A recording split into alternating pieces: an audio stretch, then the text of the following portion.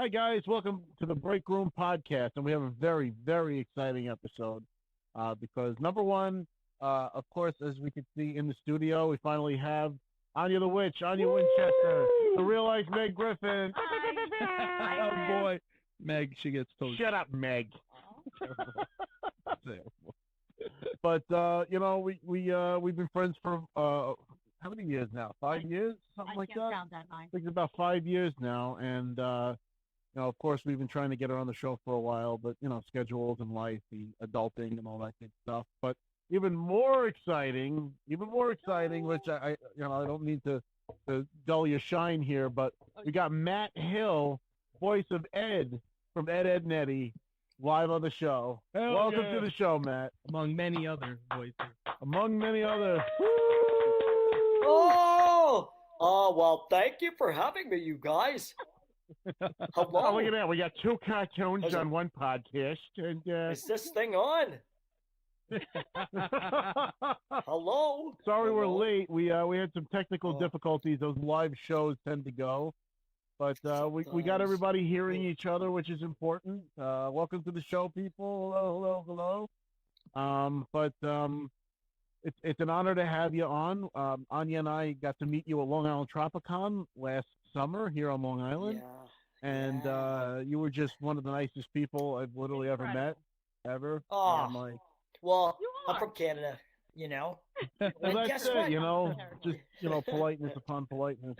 Oh, absolutely. You know what? I just got some good news, you guys. Ooh. I'm coming back, Tropicon 2024. I'll be there this coming. Yeah, or when 2010. For New York?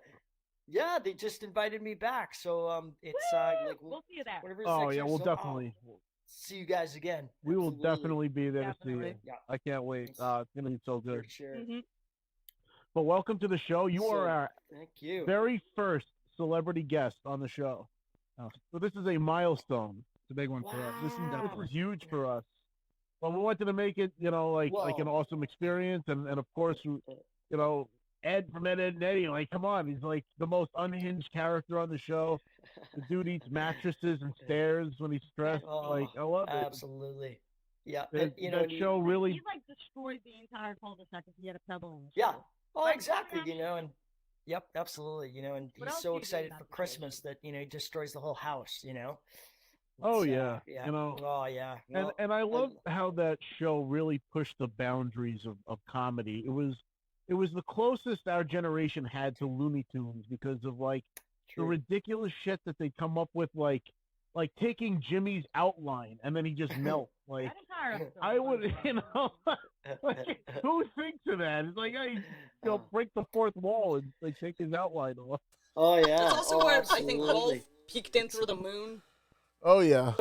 It's funny that you guys say Looney Tunes because it was like sometimes I felt like we were like in an altered state for the whole recording because it was going like so fast and crazy shit going everywhere and and people passing out from screaming me, blood coming out of the vocal cords and oh my god, like I'm trying to do lines and like Double D and Eddie are like like punching the crap out of each other only because they love each other so much. But oh yeah, it was crazy, amazing, good cartoon fun, 100%. It was amazing. That's my chicken, Eddie. Passes out. Yeah, where's my chicken, Eddie? That's for teenage years too. Don't look at my chicken, Eddie. Come on, it's private. That's just wrong. Stop looking. Ed, where'd you come from? Blame my parents, Eddie. Exactly. It's like I kick my feet over here. There's so many great characters on that show too. You got. Yeah.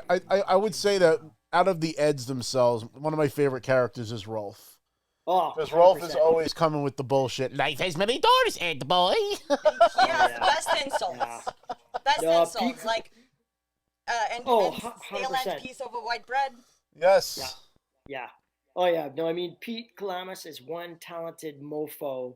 For him to be like inhabiting like the psyche of Rolf, nobody else could have played him, and I'm so glad they cast him in it because you guys didn't meet him last year, did you? No. No, because did you guys see him at a different convention? No, I never got guess to not. meet him. Well, maybe. Oh, okay. You know, I might have, because he did the ocean dub of Dragon Ball Z too. Yep. Yeah, absolutely. Yeah, he was the original Goku voice. Yeah. But before he's Sean Schemmel took over. One talented dude, absolutely. So it's and what's neat is it's Edd and Eddy's 25th anniversary this year, so there's quite That's a bit of Wow. yeah. So we're in negotiations right now. I can't say for sure, but it's looking pretty darn like almost 100% that the three Eds possibly could be back together along with a few You heard it other, here first, few of the ladies others. and So gentlemen. hopefully, Ugh. cross your sparkly fingers on toes, kids. That was actually one of my questions. I was wondering if we're gonna ever see the Ed boys. You back. literally heard it here first. This is exclusive freaking groundbreaking content right now. I'm crossing my fingers. Nothing's set yet. However, the energy is definitely going in that direction. So I'm like, come on. So yeah. So Well, 'cause we've listen. never- No, sorry, go ahead. Well, like the Continue. whole cast has never been back together since the thing finished, and so I just think 25 years it's time, so like I say, just put whatever you guys do at night to pray to make things happen, do whatever you do, and hopefully we'll be seeing you guys You just gotta hit him with a "You daddy mock the son of a shepherd." absolutely. Oh yeah, you got it. And then Farrah, ouchies. tweet, I'm a lizard. There's so many great characters. Oh my God, absolutely. Yeah, no, everybody's Jawbreaker. Well, listen, Ed, your character, and I don't say this lightly, shaped me as a person. Really. Like, Thank you. your character had so much input into who I grew up to be, which Wow. says a lot about both of us, probably, mostly Yeah, me. Probably, and partly me too, I guess, if I had a hand in it. It's I guess So you remember when I met guess you, I do- just hugged you for like 10 minutes. Yeah, I know. It's just like, Peter's like, no, she's not kidding. She really did grow up watching you. I really did. It's, like, I it's okay. Okay. Listen, you might not know this because like we didn't talk much, but I'm not originally from here. I'm originally from Russia, and I grew up in No Russia. way. Yeah. So I started coming to the country when I was 6 years old for summer camp. Let me tell you, Barney, when you don't know what he's saying, is quite scary. But Ed and Eddy, along with whatever other shows were on around the same time, were how I learned the language. Oh my God. Yeah. What an incredible way to learn the language. Right? Ed and Eddy is the one I remember most vividly, and one I was Ed and Eddy and Teen Titans were my favorite. Wow. Absolute, like top tier. Yeah. And Yeah. I watched Ed and Eddy. I would watch Ed and Eddy like every day, all summer, and just dig a hole, pretty much. Like, but what a way to obviously learn a language, but then come to a whole other country and and be steeped in this amazing show, and then all these other cartoons that were of the best era, way I to learn guess, a right? language. Oh yeah, it's Cartoons are the best ways to learn a language. Yeah, it really is. yeah. TV in general Yeah. is Absolutely. like one of the top ways. It's like studies been done on that and everything. So I knew a girl from Italy that learned how to speak English from Family Guy. Wow. Seriously. Like wow, That's amazing. like wow, Yeah. what an Yeah. introduction! Yeah. It's like Yeah. you learn every word, you know, Yeah. Oh, absolutely. All the words. Oh, all the words. like they say, life is a learning journey, like a jawbreaker and a bucket of gravy. So okay, I it's like for the longest time was not actually sure and did not know if jawbreakers were a real thing. Oh yeah. Oh yeah, oh, really? Because in Oh my God. in Soviet Russia, we don't have jawbreaker. We yeah, have yeah, to yeah, stick. yeah. You got what you Soviet got? Russia, jawbreak you. And I didn't realize that jawbreakers were a real thing until I saw one. Yeah. And my mind was blown. You're like, what? This is. Oh my God. I This saw is one in a crazy. store and I was like, what? And I laugh too because they make them the same size as that show, and I'm like, Yeah. how do you eat this? Oh yeah. I know. You'd have to unhinge your jaw. You'd have to be like a Yeah. snake. So actually, I come with a list of questions from my viewers and myself, and since we're on the subject of jawbreakers right now, one of my questions is actually about jawbreakers, and it's whether or not you've ever tried to fit a whole jawbreaker in your mouth, because I have, and it doesn't work. Really? Well, you know what? What was your experience, Anya? Because like I couldn't get a whole jawbreaker in my mouth, even though I got a big mouth. I couldn't do it. I couldn't. No, especially being a child. I'm pretty sure I almost unhinged my jaw, but it did not. It's a choking hazard, for Christ's sake. Yes. How? You can't get it in your throat. If it gets stuck there, it's like they're gonna have to like shatter it somehow to get it out of your mouth. It's like, Christ. Spit it up. I probably would pass myself out or something, because I'd like to run out of air or something, It's like my parents' generation had Popeye and spinach, and ours had Edd and Eddy and jawbreakers. Yeah. The dare food. But man, they made them look good. Jawbreakers were never like my favorite candy as a kid. It wasn't something that I sought out. But man, did they make them look good on that cartoon. You had to lick them. Oh, absolutely. Oh yeah, man. Yep. Definitely. But when one of the Eds gets a jawbreaker behind their cheek and they got drool, like, you're sold. Oh yeah. I feel like they seldom ever got the jawbreakers though. The Eds never did. Everybody else did. It's like all the time. It was always about the chase. It was never actually. Yeah. Well, it was always like, "Hey, Double D, I got another scam," and then it's like. And then they would just try to steal money from their neighbors, and then it would backfire, and then they'd all get jawbreakers. Oh yeah, exactly. Yeah. No, Ed was too stupid to be able to steal jawbreakers either way. So it's I mean, not stupid. He was along for the ride. It's a simpleton, He's a simple man. Yeah, he's simple needs. Simple needs. Simple needs for jawbreakers. He just loves to hug the world. That's it. Oh. Absolutely. And super strength when it was necessary. Oh yeah, pebbles and shoes. That's it. Yeah. It's over. It's over. So totally. Well, you know what I'd love is that you guys have watched so many of them that I forgot so many of them. So it's been such a gift to just have all these scenes come flying back with everybody going like, "Oh yeah, do you remember that episode? Do you remember that episode?" I'm like, "Oh my god, yeah." So thank you. Well, yeah, I made it. Great. I'm not even on a show. Like I have content that stretches back 11 years from doing real life Peter Griffin, and people will be like, "Remember when you did this?" And I'm like, "No, but now I do." People are like, "What did you do yesterday?" And I'm like, "Yo." I have ADHD. I don't have memory retention. Exactly. Come on. None. But also, I think this happened very drunkenly and back in college. I have a saved note in my phone titled Ed, and all it is there's like 5 quotes by Ed. 5 Ed quotes. Five Ed quotes. Just a list of 5 Ed quotes. First one is oink oink, I'm a lizard. Second one is 1, 2, buckle my shoe. Number 3, I have become chameleon man. Oh my god. I don't know which one that's from, but okay. Then of course the classic swiggity swag, what's in the bag?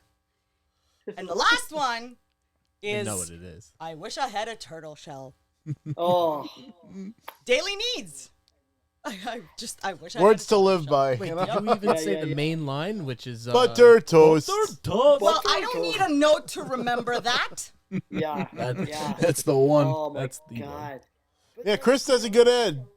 I do that part good. By the way, Matt he can testify that it's not buttered toast. It's butter toast. Butter toast. Yeah, it is butter toast. I've been saying that, and people don't believe me. I thought it was past They're tense. like, Nope. No, it's just butter toast. Butter toast. Yeah, it's Everybody butter thinks toast. it's like buttered toast. So was that a line that you helped create, or was that something that was provided by the show? And what's the origin of it, if you know it? Well, I can't take credit for all of it. For probably 98% of everybody's lines in the entire show, I pretty much take credit for. But this is the first time you've ever heard this. I'm so full of shit. But the writers were unbelievable on this show. I mean, obviously, creator, crazy man himself, but like genius, Danny Antonucci, and then his team of writers and stuff that he brought in over the years. They found these really. I mean, I don't even. I think I maybe can claim to maybe one, but it was actually how I got the role of Ed, and it was from a mistake. And I just literally blew on the microphone, and I was just like, how do you get water from this thing here?" And I pointed at the mic, and they, I mean, I thought, oh my god, I'm gonna get fired before I even get hired. And Danny's like, "That's the voice. That's Ed." And I'm like, That's the energy. Thank God they got it on record and stuff. And so he said, like, so for like the first 13 episodes, every time I got out of Ed, he'd be like, playing the thing, and I'd hear this, boom, boom, boom, boom, how do you get water from this thing here? And they said, they're like, literally, they based the rest of Ed. They said, if you do that, you got the part, man. And so I was just like, oh my God, thank you. That's so awesome. Yeah. I mean, Ed achieved the level of randomness that like we can only strive for. Thank you. Never let him know your next move was a person. Yes. Oh yeah. I'll be literally. I will. Hold on. Hey Ed. Ed. Ed. What? I'm busy. Oh, see, he's just here. So it's like he's always with me. Oh God. He follows you everywhere. I know what that's like. Yeah, absolutely. Oh my God. Ed follows me everywhere too. Yeah. Some people have complained. I'm sorry. Was there any level of improv that you guys got to kind of have fun with, or was everything like purely written by the script? Zero. And that's what was so wild, was because it was so well written that, like, a lot of shows, they basically go like, you know what, you guys, just freeform. I mean, obviously you got to get the lines and the scenes and stuff like that, and you can maybe ad lib a little bit or whatever. But Ed, Edd and Eddy, no, it was like every breath had to be done a certain way, and like very rarely we'd be able to like insert a word or maybe like a maybe just like something else. But like 99.9% of the time, if we went off the script, it would be like, do it again, and we're like, why? And they're like, you didn't do the line. And we're like, I did the line. He goes, yeah, you added an and, you idiot. Or you added a pause right here, you idiot. So do it right, And it was like, oh, okay. So, yeah, no. I mean, where some shows are literally ad libs all over the place, Edd and Eddy, no, it was scripted, like boom, boom, boom, boom. Danny knew what he wanted, and it was more fitting, like fitting the energy that he needed into this incredible script that was put together in front of us, right? And so, yeah, it was amazing because, like I said, most other shows you kind of get in there and you can kind of freeform a little bit, right? And if we ever went like out of the lines, it was just like it was almost like we'd get our head chopped off. I guess he must have known what he was doing because he gave you guys got 10 years out of Ed, Edd and Eddy. Absolutely, yeah. That might have been. Was that one of the longest running Cartoon Network shows of like the golden days? Because I feel like if you stack it up against other shows of its like contemporary, like I don't think Courage the Cowardly Dog ran that long. I don't think Powerpuff Girls ran that long. All I know is they think what I keep hearing is it's the highest rated show that Cartoon Network's ever had in their history. So that probably was based on number of fans watching it every week for the what was it, 8 years we were on, I think. So I did look. Sorry, I did look into it, and with a 10-year run, Edd and Eddy is the longest running standalone Cartoon Network original series. Wow! So you guys hold that record. Wow. That is actually crazy. Wow. Well deserved. Yeah, definitely. Yeah, thank you. The show never really got stale, It really, kept its humor from beginning to end. Well, a lot of shows, sometimes they outlive their welcome. And it's like, you look at something like Rugrats. Like, Rugrats was top-tier cartoon when it first came out. Then they started adding Dill episodes and then Kimmy episodes. And then they kind of did the all-grown-up thing. And none of it really stuck like that original show. I mean, even though Edd and Eddy do end up going to school, but that still doesn't ruin the show. Yeah, well, exactly. It was authentic to the shit. You're right, and that's where I gotta have a lot of respect for Danny and those guys, because obviously, from what I understand, he was being like thrown quite a bit of money to do a couple more seasons, and he's like, no, we're done. I respect that. It's like, yeah, and us too, right? Like he always said that it's like Seinfeld, right? It's like, go out while like it's fresh and people are still, like going like, oh my God, did you see that episode this week? And, same thing for Cartoon Network and Edd and Eddy. So I feel very proud that, I mean, don't get me wrong. If we were still doing new episodes, I'd be like, sweet, but maybe not. Right? Like maybe by now, my brain might have exploded and it would have been not pretty. So it's like so maybe they gave me a gift. I have the gift of life. Brain. I mean, we're definitely living in the age of nostalgia, and it's very much catering towards the generation that your cartoon was serving. I mean, my generation, our generation, we're really buying into like the old school stuff because I feel like the world is so shitty right now that like there's a longing for the yesteryear, and I think that's where a lot of that nostalgia factor comes in. And I mean, because... Cartoon Network literally made a segment recently called Checkered Past, where they're airing Edd and Eddy episodes every day, along with Courage, Cowardly Dog, and Billy and Mandy. Yeah, I watch it cool. A lot. Oh, well, that makes you telling me about that. I'm like, it warms my heart because that stuff. Yeah, every day it's Dexter, Edd and Eddy, Billy and Mandy, and Courage. That's brilliant. But that, like I say, it's like there's certain like eras, certain shows, certain like things that sort of everything comes together, and that's where I think I'm so proud of the show because, like I said, it's got legs that just keep on growing. Like because there's new generations that are watching it as well, right? It's like, like at Tropicon where I met you guys. Like there were so many young kids as well there, because obviously their parents or their brother and sister had, introduced them to the show. And so, I just take I'm very honored, that people would still feel so, such an affinity to these characters, so. It's one of those shows that holds up, it's still funny today. It's not like an aged or like, it was like for the time kind of thing. Or like specifically super for kids. Yeah. I'm not gonna lie, that when they first started airing that segment, it just made me so unbelievably happy to see Edd and Eddy blaring through my TV back at me. Yeah. I literally felt like a kid again. Like it's so silly, but it really worked. I was literally in front of my television going, it was great. Yeah. It was absolutely great. Dopamine flowing. Oh my God, yeah. That actually makes me think, Matt, have you ever heard the fan theory that that in Edd and Eddy they're all actually dead and like it takes place in hell or purgatory. Or something? Is it purgatory? Yeah, I've heard a whole bunch of like like I've heard. Explains why the parents aren't around and stuff like that. Like, yeah. I just never. I don't know.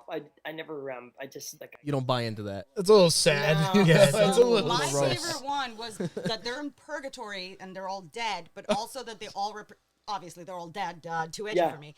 But also that they all represent a specific decade. Every single kid. So Johnny is like 30s, I think, because he has plank, and that's like used to basically play with 2x4s. And then Naz is the 70s. And Rolf, I think, was the 40s. Jimmy was Naz was 80s, and Jimmy was 70s, something like that. Yeah. That one was cute. Yeah. Imagination's running wild. I mean, I actually have another question for that subject. Hello. Out of those theories, do you have one that you like or find entertaining at all? Out of the whole series?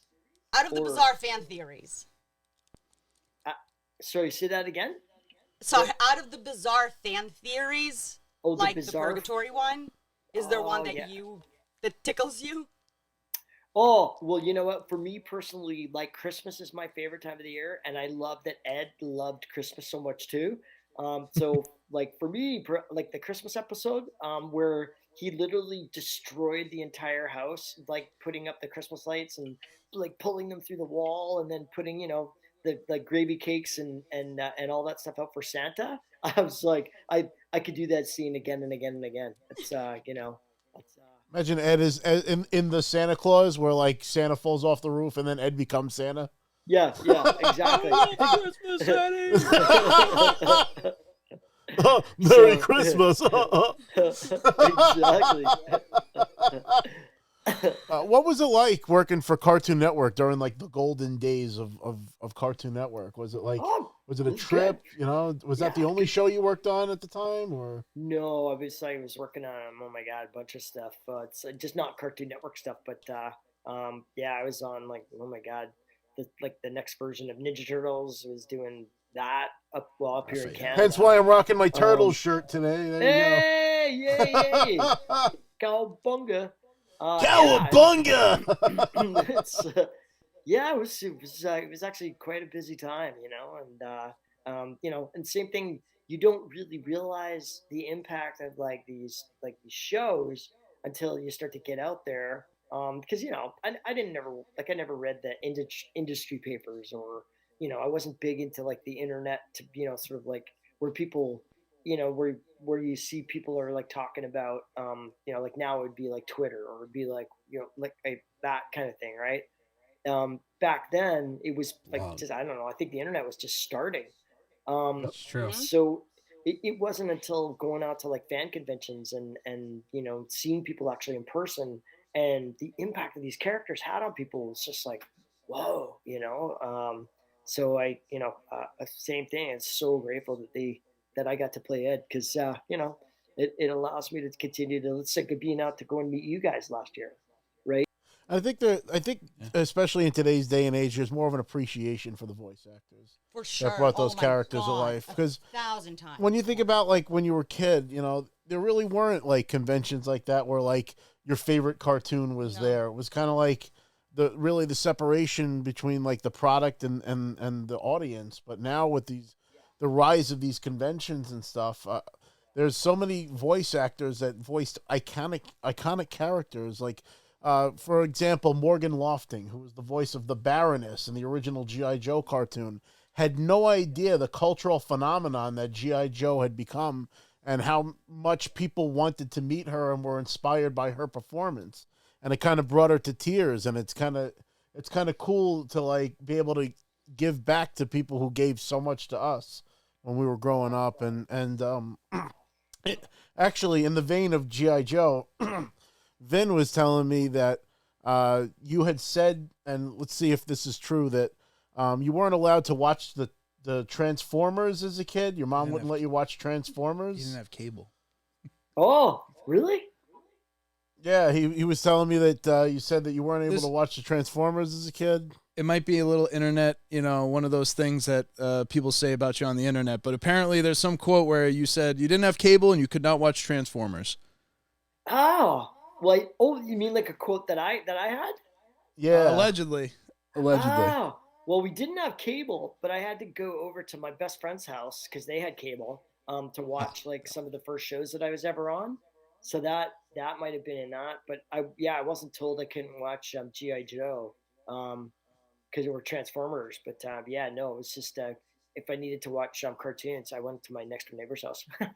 So we've debunked that one. There you go. There we go. There we go. There we go. We're debunking stuff. We're getting brand new Ed and Eddy's news. Actually, Look I have at a this. question And Matt was also for you from the fans. Hello, fans. Is there is there a famous voice actor or whatever, not famous, but is there a voice actor that you look up to, like that is your favorite or that inspires you at all?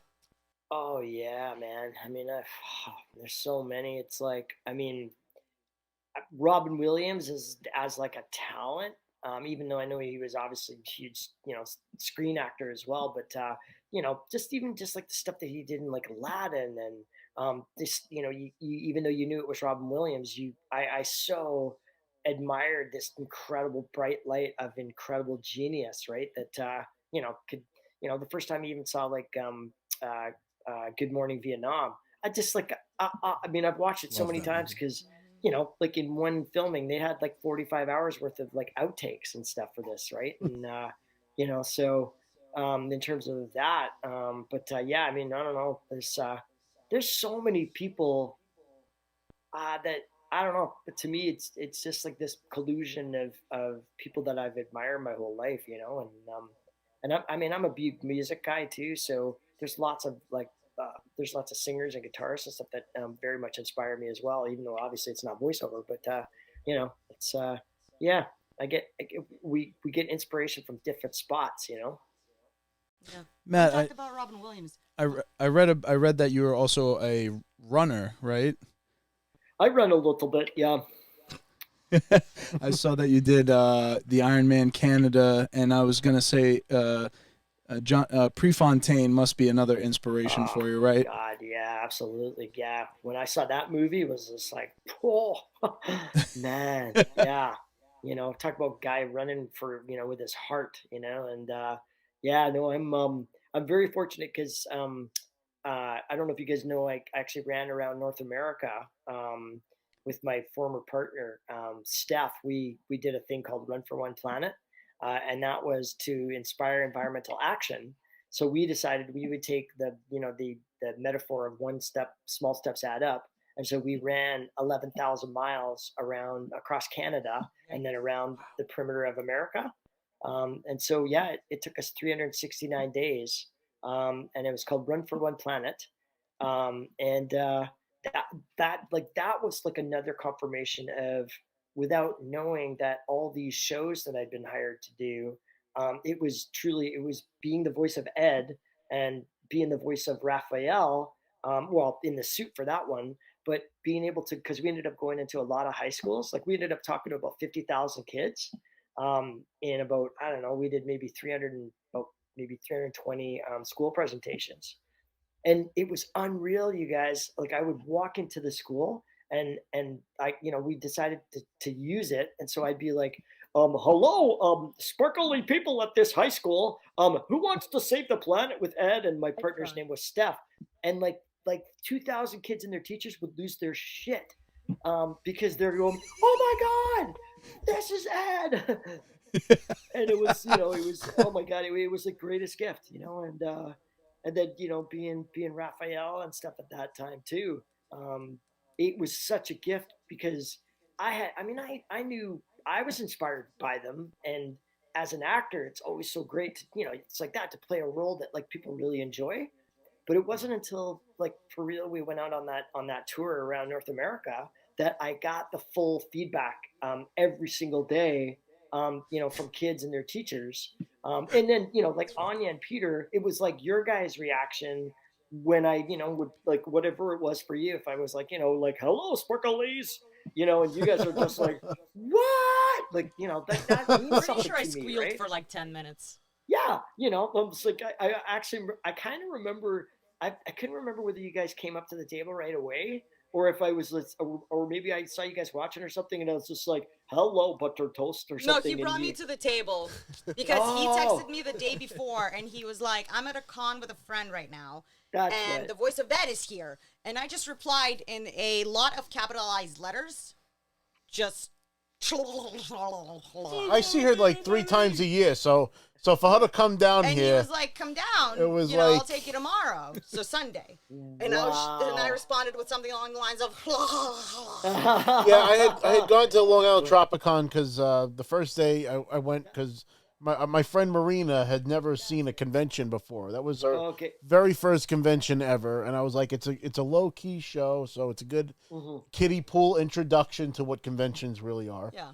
And we saw that you were there, and I was like, oh my God, and you were literally the first celebrity she's ever met, and that's why she just couldn't handle it. But I was like, holy shit, Ed's at this con. Like, I got to tell Anya. Anya's the biggest Ed fan that I know on the planet Earth. Anya almost cried. And I tried calling you, but you didn't answer. So I was like, all right, I'm going to have to text her. And then, she got back to me a little later, and it was just all caps, like, what? Oh, my God. What? What? Listen, when I established that I was going the next day, I don't know, my brain just went through, like, some weird process where I was like, okay, yes, I'm going to go. I must bring him something. What do I give him? I don't know what to. So I brought you a sketch. It was, and I still have it. It's so beautiful, and thank you so much. Absolutely. Well, stuff like I was that literally means like, the do I world to give me. him plank? No, I can't give him plank. Oh no, the drawing is, for when I hear someone else saying that what is it? I'm the butter toast to your toast, or you're the butter to my toast. You're my butter to my toast. I'm just like something like that. Like, thank you so much. Yeah. No, I mean that's I'm touched because it's another reason why these shows, I feel grateful that I got cast. I mean, thank God I blew in the mic that day and said, "How do you get water from this thing here?" and pointed at the microphone, because like honestly, I think no one could have done it better. So we're also very grateful it was you. Yeah. To that point, Matt, you. have you done? Did you do that voice before that moment? Like, was that is that based off of somebody that you knew that sounded that way? No. It was like the Ed and Eddy was such a it was such a collusion of like record breaking firsts, because even for like the audition process, right? Usually for a new show, you'll get the script or you'll get the sides for the audition, and then you maybe have like your first audition, and then you'll have a callback, and then you might have another callback, and then you would usually then get the role. So maybe like 1, 2, maybe three times you go in, and then it's pretty set. You either don't get a call back, and then it's not yours. But for Ed and Eddy, they called us in, I think 7 or 8 times. And even then there was still sets of like, the only reason we knew we were getting kind of close was because like they would have like three guys that were all had the sides of Ed, and then 3 guys who had, Double D, and then Eddie, and then same with like Rolf and, Sarah and all this. And so like there would be like, you could sort of tell, okay, so I must be in the mix still then. Okay. But they were so like, mom about everything. And it wasn't until literally probably about the 5th or 7th or 8th official callback that it was me and Tony and Sam, and then another 3 guys. And the only thing we could figure out was going, oh my God, I think it's either it's between the 6 of us, I guess.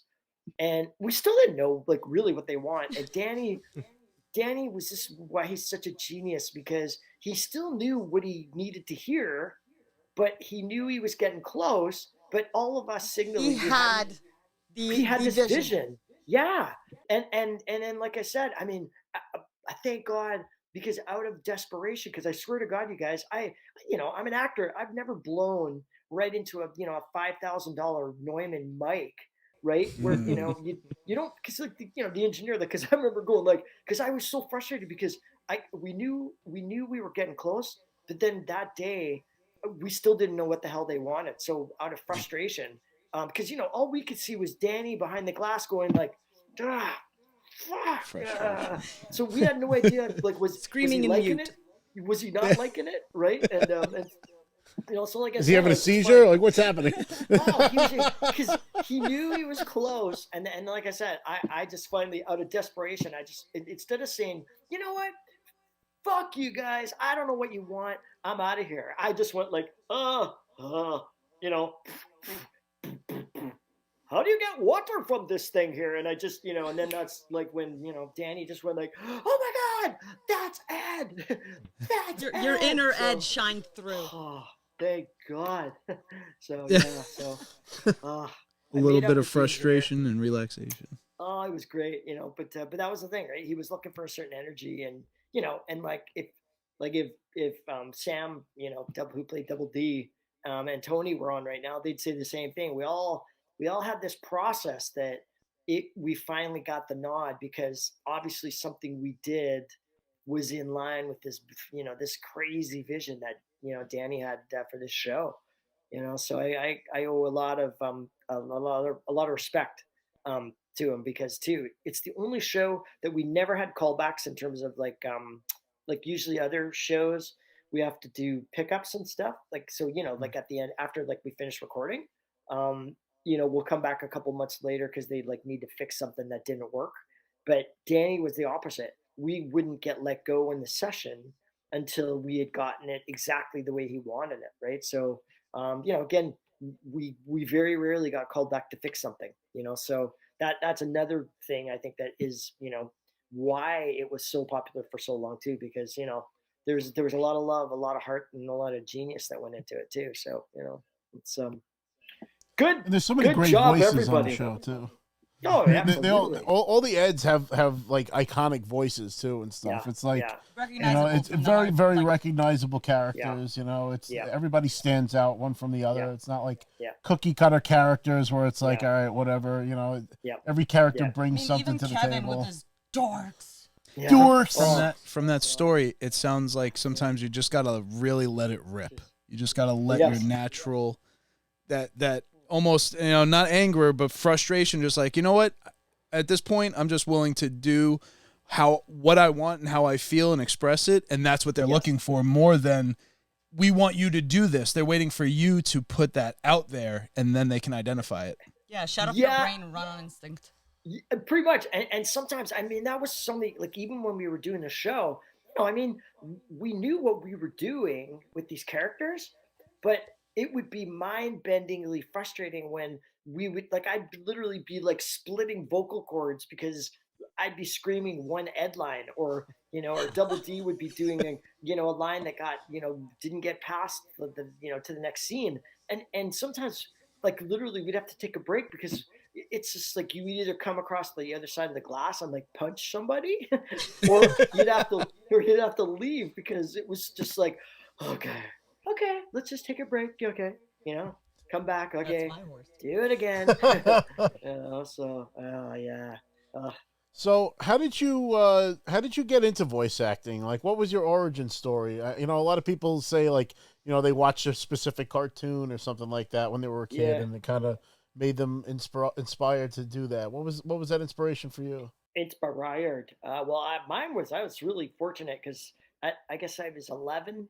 For some reason, I decided, I thought my life was half over, and so I was like, all right, you're Matt Hill, you're 11, you want to be an actor your whole life, so you better get this dream happening. And so I made my decision that I skipped school that day, went downtown, got an agent that I'd already obviously connected with.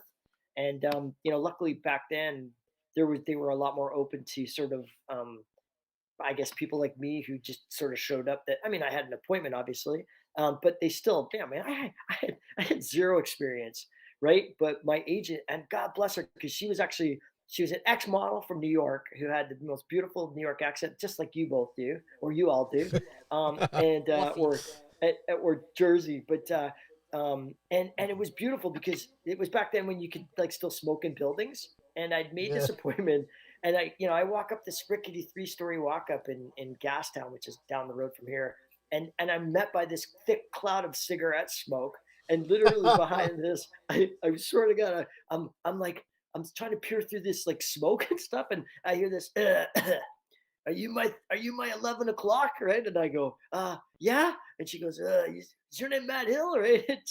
And it literally, Dorothy Boyce, who turned out to be my first agent, and my only agency actually. She's like, well, she's like, I don't know. There's something about you, kid. You don't have any experience. I'm like, no, but I've wanted to do this my whole life, and I'll do whatever, like, what do I need to do? Like, put me in, I'm in, kind of thing. And I'll never forget, she's like, well, either I'm delusional or you got something, kid, because I got a feeling about you. You remind me of this other kid in my agency. His name is Michael J. Fox. And Mike Fox was still in Canada in that moment. And he was about to go to LA and, light up the world. And so it was beautiful because she's like, all right, here's what I'll do, son. You have to take a course in acting so you don't let me down by me taking a chance on you.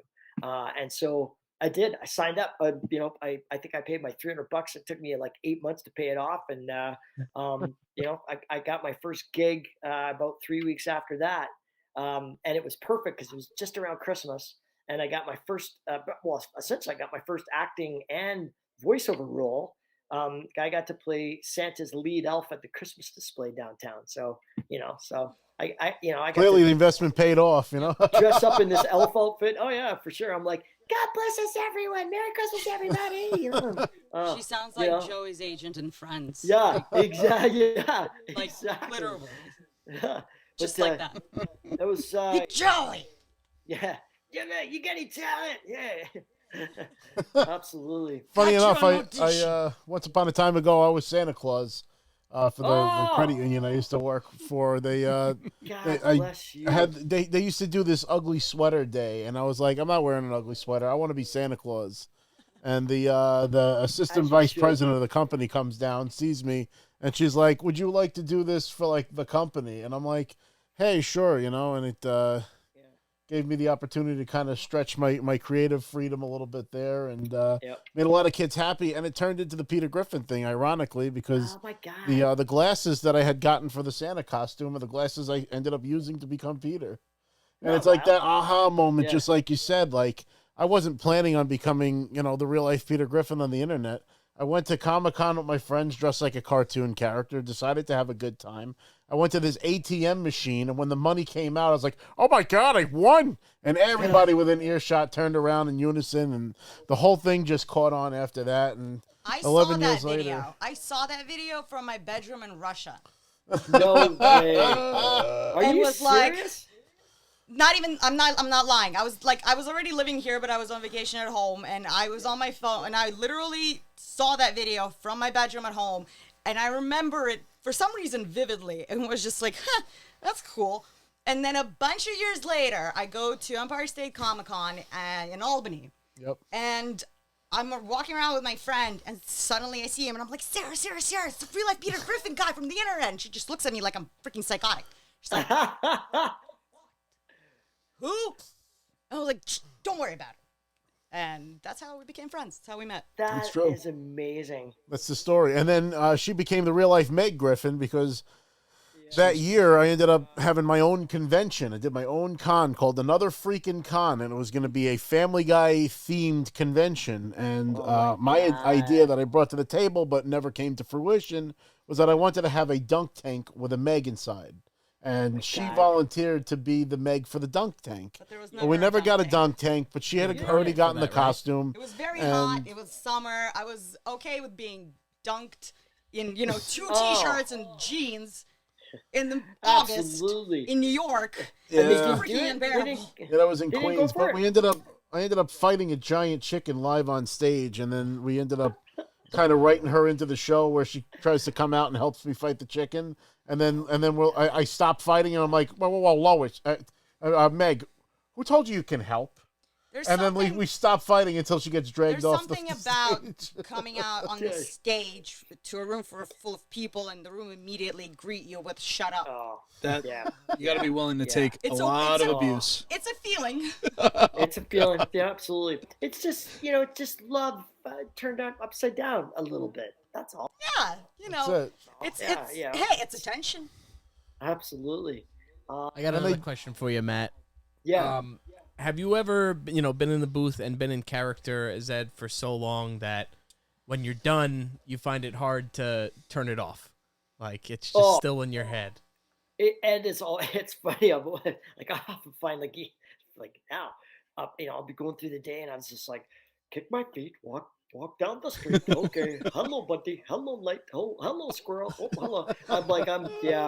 I will say, it's just she's with me. That's funny. He's part of you now. Let's just say, but I've embraced the fact that it also brings so much joy to people. So, the thing I don't do, thank God, is, I don't walk down the street and go like, hello, my name is Ed, you should, because I do that. Fuck yeah. Oh, well, yeah, but you should, because you would do it so beautifully. So, that's, thank you. That's, I confused a lot of my friends by, put me in jail, for just hours going chicken. I'm just picturing you running around North America going, absolutely. Well, it was so wild because, like, I swear to God, sometimes when something is so close to you, you don't realize actually the gift that's like right underneath your freaking face. Because I was adamantly to my partner in it, Steph. She's going, Matt, my God, these you have to share these voices with these kids, because it was funny. We were trying to, obviously, I wanted it to be serious about us, like inspiring the kids and running into their school and saying we were running for the planet and all these ways that we were while we were doing it. I didn't want to go in there and go, hey kids, guess what? I'm a cartoon character. But I was so missing it, right? Until, like I said, I finally and it was because we were actually bombing a show, and the kids were basically going like, boring. And thankfully, Steph went like, hey, basically, she said like to these middle school kids, she's like, "Hey, you little," she wanted to say "you little motherfuckers," but she said like, she's like, "Hey, do you guys know that I get to run with an Ed, right?" And they're like, "What do you mean? Which one? Like Eddie or something like that?" And I'm like, "Oh no, you bet your sweet Bippy, kids. She gets to run with Ed every single day." And like, I swear to God, these kids who thought they were too cool and were about to kill us because we were not being funny, they literally like turned into like 5-year-olds again, and they're just like, "Oh my God!" It was absolutely amazing, and so if I needed to learn a lesson on use what you got, it's the most beautiful, authentic way to be able to share this, right? And so, yeah, so it's going to be really rewarding to see live, like the impact of that. Yeah. I mean, yeah, because it's true, because we also had these beautiful conversations and stuff with people afterwards, right? Because we would always be able to sign their their piece of paper and stuff that we would give to them, for our message, which was to choose one healthy actions for the planet that you're going to do. But then it also became where we would get them to choose this action, but then they would ask us to sign, like their arm or all these different areas, of things that they could find for us to sign. But then we realized we're missing this piece of this incredible. It's like that. It's like this in-person connection at the cons, right? It's a very powerful moment to be able to meet somebody and be able to give them some joy because they watched this show or these shows for so many years, right? And so for me, that's what lights me up now. It's like coming and meeting you guys as an example. It means it's a big deal for me, because it makes me realize that these characters have had such an impact on people. And so. Oh yeah, because you got to realize for a lot of these kids, those cartoons are their friends. Those are the people. Absolutely. All they have in the world. Absolutely. And and I'll never forget. Like, there was like we were at this middle school in Houston, and it's probably like 5,000 kids. And so obviously Ed and Raphael were the marquee characters or whatever because they're so popular. But even with like say Raphael, I remember this one teacher afterwards who was the tallest guy I've ever met in my freaking life. He was about 7'8", and turned out he was an ex NBA player.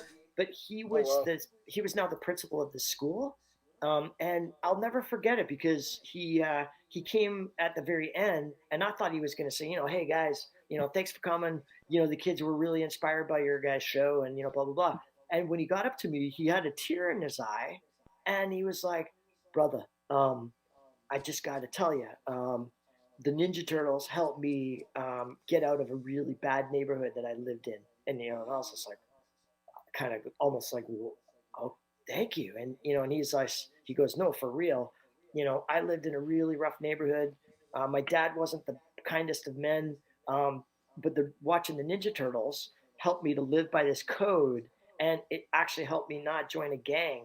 And I decided really early on that I wanted to become a teacher so that I could then give back to people, right? And to kids. Wow. And this guy's like full on man crying. And, he's a big, tall guy. And we had this beautiful moment and, an authentic hug at the end, just saying like, "Brother, thank you," and you can't get any more confirmation for that, you know what I mean? That being able to do these roles can actually really help spread a lot of good energy to people, So it's therapeutic too, because like you kind of like reap the happiness that you sow, and it's like that was the driving force behind me continuing the cosplay thing for myself. It's like exactly, I find it difficult to make myself happy, but like I can make other people happy, and I kind of empath that and like kind of absorb a little bit of that happiness. I actually have back out. One more question on the subject of like fan encounters and stuff. Do you have a favorite or like a most memorable con or fan interaction or encounter that you've had happen? Well, I mean, there's these two sparklies at Tropicon, Anya and Peter that I met. They're kind of super duper. It's like, is that okay? Is that okay to say that? But it was for real. It's like it's folks like you as well as like that other moments where I've had to actually realize that, and it sounds kind of silly, but I used to think, I mean, yes, don't get me wrong, I'm so proud of being able to play these roles because I've, obviously been an actor. So it told me, hey, I've been doing a pretty good job because I keep getting cast in these, in these roles, right? But I always didn't let myself actually be celebrated in the moment, as I was then allowing someone else to celebrate, say, meeting me because they find out I'm like the voice of this character, or but it really taught me that, like, what a gift to be able to now meet people in person and actually have this dialogue with people that, like that, where they share something very like very personal about their life, that your character that you've been a part of helped to steer them in the right direction, right? So I mean, I've never forgot that, and for me, I mean, it's funny because I'm so glad it took running around North America. I think because it really, really confirmed in me, man, you made a good choice at 13, right? And and so I always thank that chain smoking first agent of mine, Dorothy Boyce, because honestly, she didn't have to take me in because I had no talent. You guys, I sucked ass. I was so not talented. But I had a ton of enthusiasm, and and then the rest is, I guess, is history, right? So you develop by falling on your face a lot, getting up and kicking your feet again and getting up that hill, and being a woodpecker, only with being her. a woodpecker. That's one of my favorites. I only have time for 2 more questions, but first of 2 is there a dream show or project that you've ever wanted to work on? Is there like a fandom or something that like you wanted to voice a cartoon of or anything? Is it okay to share it? Yes. Please. I've always wanted to be on the Breakout Room podcast.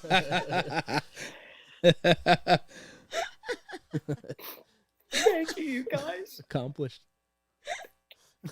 We'd love to have you back too. Okay. Whenever you're. The break room is always happy to have you, and we're really stoked. This has been something else. But I want to leave it off with shelf. Do you have any upcoming projects? I know you mentioned that there could hopefully be a future for the Ed Boys, but is there anything else that you're working on that you'd like to let the people know about? We'll keep you posted on the Ed's 25. I can't believe it's 25 years. It's crazy. Same. And then right now I'm finishing my first book, and so hopefully that'll be with me. At the next conventions and stuff, when that's done. And then in terms of like new animation, at this point, there's no like new ink signed on anything, but cross my fingers. So, fingers crossed. We got it. Fingers crossed for you. Yeah. Hopefully you make a return to the Turtles too, of course. Raphael, you can't have the Turtles without Raph. They had a huge, and here's a fun little fact. My first Halloween costume ever was Raphael. Well, I have a picture when I was a little kid, dressed like with the little size and everything. So I was definitely a Turtles kid too. I'll share a little insider Turtles moment. About, I guess, 15 years ago, I was approached by I think at that point. Remember when network like ABC and CBS, they used to do like 3-hour miniseries. Yeah. They wrote a script for the Ninja Turtles that was like 15 years later. And so we were all living in, still obviously living in New York, but we were all like now in our like early 20s. Like Raph had I think Raph had a security company. Donnie had a pizza outlet. And I think, what was it? Mikey had a pizza place. And it's anyhow. So the script was freaking brilliant, and we were about to go because we were going to get in the suits again and stuff. So I was about to go to England to go to the creature shop and do all the not that stuff. The what am I trying to say? Like the plaster stuff. Yeah, like to get the suits and stuff. And a couple of weeks before we did that, they canceled it, and so I was so disappointed because that one I think it actually would have been obviously a ton of fun to revisit Raph again. But then to like the script was, oh my god, 50 sounds like a years happier later. story than what they went with. I don't know if you've seen the latest stories with the Last Ronin. Phenomenal really? Yeah, story, no. but it's got a really sad twist to it. Really? Basically about like one surviving turtle, like three of them don't make it, and it's about like the journey of revenge for the last turtle. And a good friend of mine, Ben Bishop, does the art on that, and he actually introduced me to Kevin Eastman.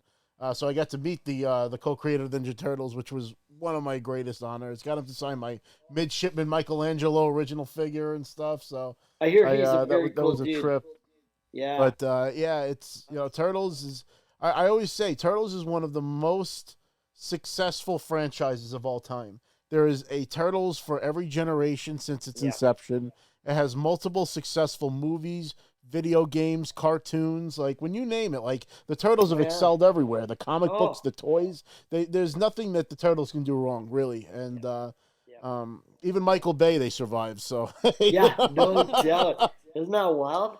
But again, it just shows you this, like, these characters were they're so pure that you can put them anywhere, and so it's I mean, God, we could do a whole other hour just talking about the Turtles experience. It was like that. It was another time. It was another time, absolutely. Another time. But Matt, we wanted to thank you so much for having you on the Break Room podcast.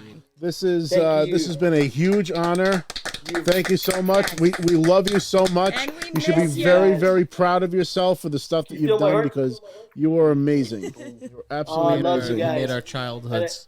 Oh, well, thank you. And you guys are making my adulthood. And it's an honor to meet you guys. And I truly hope that we see you guys at TropicCon 2024. So it's you will. It's, yes, we'll definitely I'm going to tackle you again and hug you and good. Almost cry. I will be like a normal person. Expect very, very long, uncomfortable hugs. Okay, so that's. I'll be sure to put Meg on a leash for you. There you go. You all. Yeah, I love you guys. Love you too. Thank you so much for coming on, Matt. Thank you. Have a great night. And guys, thank you so much for tuning into the Break Room podcast. This has been the special episode with Matt Hill. If you like the show, please hit that subscribe button and that notification button so you know when we're going live. This has been the Break Room podcast. And a special thank you to my good buddy Anya for coming onto the show with us. You can catch her on Twitch, on Anya the Witch. She goes live at the most ridiculous hours and stuff. Yes, but I stay on for a very long time. You do. So even if you don't catch me when I go on, you'll probably be able to tune in at some point. And we'll definitely be doing some cross streams with the cross streams. But we'll be playing. Thing that has to be said on this episode is what's buttered that? Toast. All right. We'll end it. We'll end it on a buttered toast, guys. This has been the Break Room podcast. Butter toast. Butter toast. Butter toast.